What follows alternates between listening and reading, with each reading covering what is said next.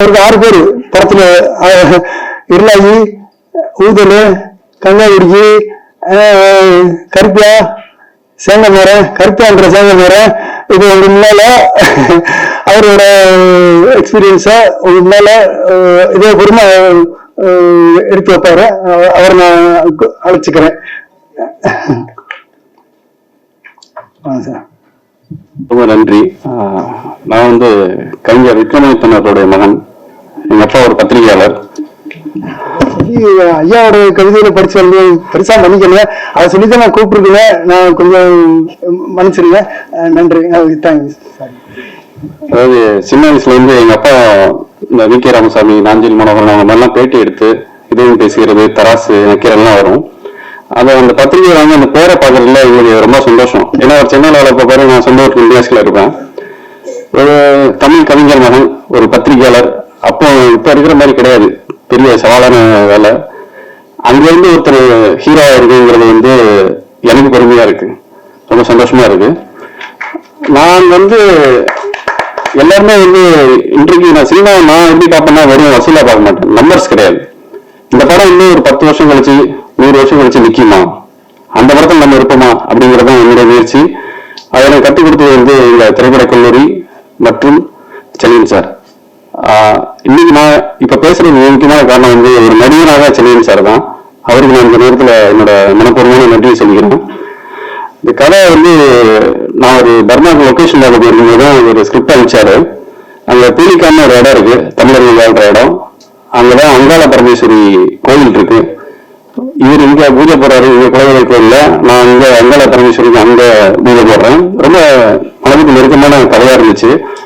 சொன்னாரு, ஒரு ஹீரோ பேர் சொன்னாரு, இந்த கதை இதான் நினைச்சு எழுதணும் அப்படின்னாரு. இது தாங்குவாங்க, இந்த பாடி தாங்குமா, இந்த ஃபைட்டுக்கு விளையாட்டா ரிலீஸ்னா இல்ல நீங்க வாங்க எக்ஸ்பிரஷன்ல கொண்டு வந்துடலாம் அப்படின்னாரு.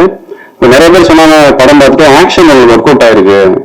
ஏன்னா பொதுவாக இந்த யதார்த்த சினிமால இருக்கும்போது கமர்ஷியல் சினிமா இல்ல ஆக்ஷன் லவ் சீக்வன்ஸ் எல்லாம் கூப்பிட மாட்டாங்க, ஒரு பிராண்டடா அப்படி இது பண்ணுவாங்க. இந்த படம் எனக்கு வேற ஒரு கைநம்பத்தை கொடுத்துருக்கு.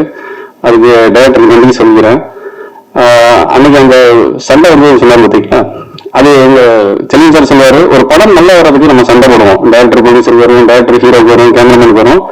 ஆனா அது அன்னைக்கு நைட்டு மறந்துட்டு அடுத்த நாள் நம்ம சீனுக்குள்ள போயிடுவோம். ஆடியன்ஸ்க்கு எப்படி பண்ண போறோங்கிறது போயிருந்தாரு. அது நான் அசிஸ்டன்ட் சொல்லி கொடுத்தாரு. ஸோ அடுத்த நாள் நான் மறந்துட்டு சரி கடந்து போவோம், அடுத்த பண்ணுவோம் போகும்போதுதான் ஷூட்டிங் ஸ்பாட்டுக்கு போனா ஒரு பெரிய காலமாட்டம் இருந்துச்சு. இன்னைக்கு என்ன பண்ண போறான்னு தெரியல அப்படிங்கும்போது எனக்கு கூட வெறி விரியேசன் இதெல்லாம் விரியேசா காலமாட்டம் இருக்கு. அது இந்த மாதிரி காலை அடக்கி மறுபடியும் கமலஹாசன் மாதிரி வேலை ஏறி உட்காந்து போற மாதிரி ஏதோ பேசிக்கிட்டு இருக்காங்க அப்படின்ட்டான்.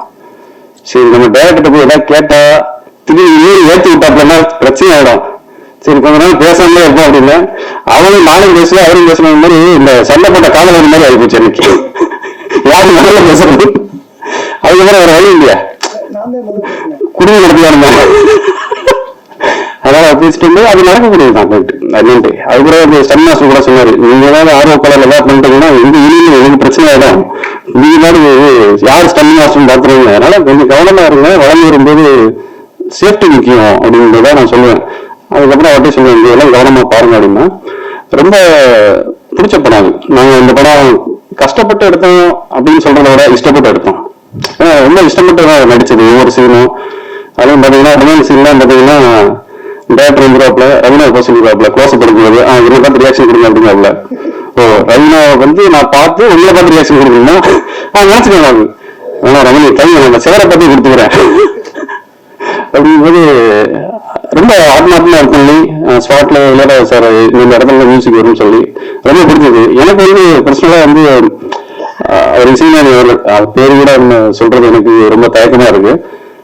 நம்ம அவர் இசையில ஏன்னா இன்னைக்கு பழைய பாடல்கள் ஒரு ராமராஜன் சார் ஆகட்டும், விஜயகாந்த் சார் ஆகட்டும், ரஜினி சார், கமல் சார் எல்லாருமே பழைய பாடல்ல பாத்தீங்கன்னா அப்படி ரொம்ப அழகா இருக்கும்.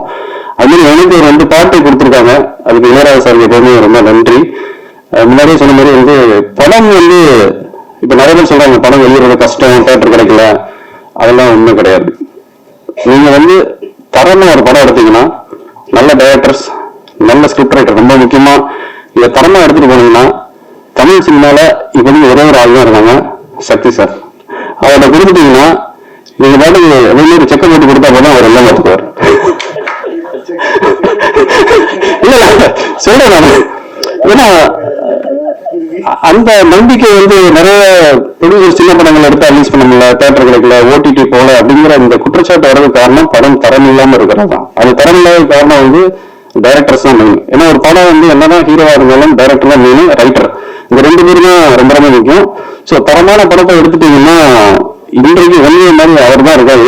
சக்தி சாட்டை கொடுத்தீங்கன்னா அந்த படத்தை எப்படி கொண்டு போய் எந்த நாள்ல டேட் உட்பட அவங்க கவனிக்கிறாங்க, எந்த டேட்டு, எந்த ஷோ, எந்த ஊர்ல எப்போ இதாகணும், எப்படி போஸ்டர் டிசைன் பண்ணீங்கன்னா அவரே கொஞ்சம் அவங்க டீமே கொஞ்சம் போஸ்டர் டிசைன் பண்ணாங்க. அதெல்லாம் ரொம்ப இறங்கி வேலை செஞ்சாங்க.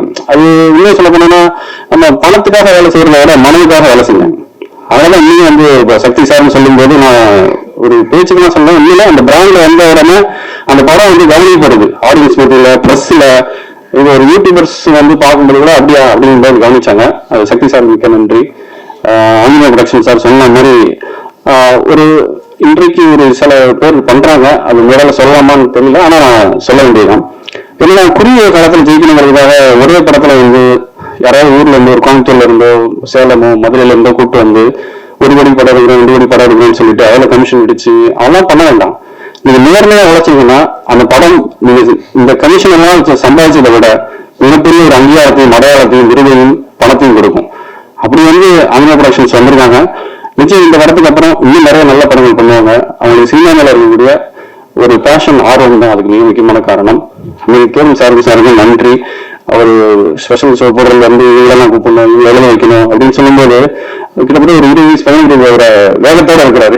ரொம்ப ஆச்சரியமா இருக்கு. அவ்வளவு படங்கள் பாக்குறாரு. எனக்கு கூட வேற இல்லை, என்ன பண்றீங்க அப்படின்னு எனக்கு.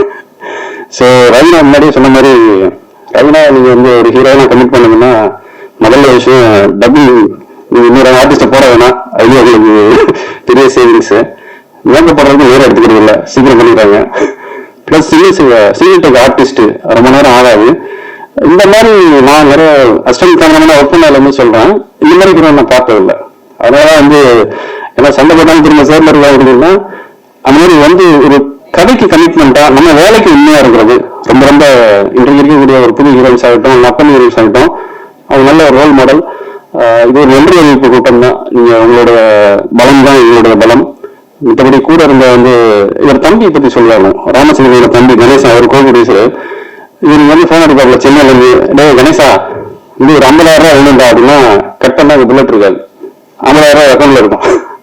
இந்த வடிவல் பாக்குறது அப்புறம் டே கணேசா ஒரு 2 லட்ச ரூபாய் வேணும்னா ஆட்டோ இருக்காது, இவர் அக்கௌண்ட்ல இருக்கும். ஸோ அந்த மாதிரி குடும்ப படம் அவங்க வீட்டிலே சமைச்சாங்க. ஒரு ஆர்கானிக் படம். சக்தி சார் சொன்ன மாதிரி குடும்ப வீட்டிலே சமைச்சோம். தோடநேரி மக்களுக்கே நன்றி சொல்லணும். எல்லாம் வந்து அப்படி அவ்வளவு நம்ம ஊர்ல வந்திருக்காங்க, நம்ம ஒரு விருந்தாளதான் ட்ரீட் பண்ணாங்க.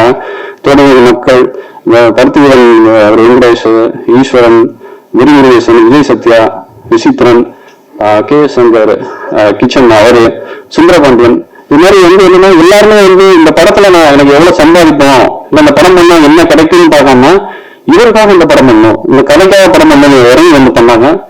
அவங்க அனைவருக்கும் நன்றி. இன்னும் உங்களோட எழுத்து உங்களுக்கு மிகப்பெரிய பலமா இருக்கும். அனைவருக்கும் நன்றி. வணக்கம்.